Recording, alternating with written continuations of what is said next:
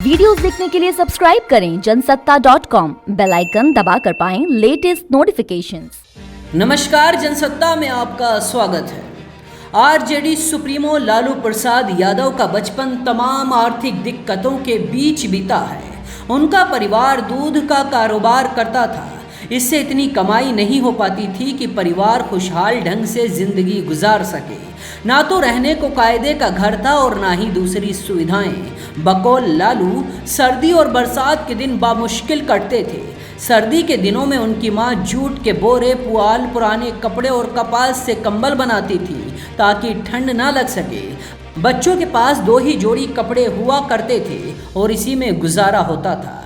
बरसात के दौरान छत टपकने लगती थी।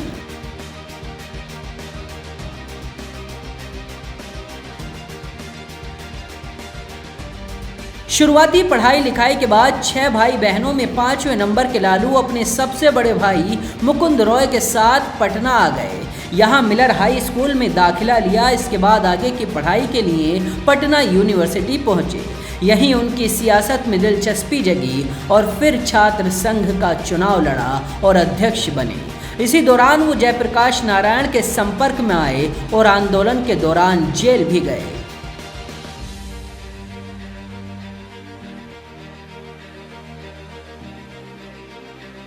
लालू राजनीति में भले ही आ गए थे, लेकिन उनकी माली हालत अभी भी खराब थी। एक वक्त ऐसा भी आया जब लालू को 200 रुपये उधार मांगने पड़े थे। ये पैसे उन्होंने किसी और से नहीं बल्कि जेपी से ही उधार मांगे थे। अपनी आत्मकथा गोपालगंज से रायसीना में लालू लिखते हैं कि एक बार मैं जेपी से मिलने उनके घर गया। इसी दौरान उन्होंने मेरी आर्थिक हालत के बारे में पूछा तो मैंने अपनी आर्थिक विपन्नता के बारे में उन्हें बता दिया और उनसे 200 रुपये मांग लिए। जेपी ने तुरंत अपनी दराज खोलकर पैसे निकाले और मुझे दे दिए। उस वक्त मेरी आंखों में आंसू आ गए थे।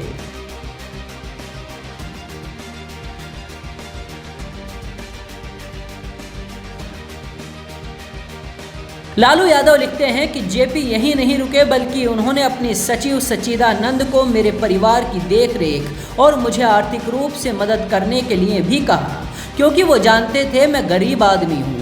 बकौल लालू वो जब भी जेपी से मिलने जाते थे वो उन्हें बगैर खाना खिलाए वापस नहीं आने देते थे।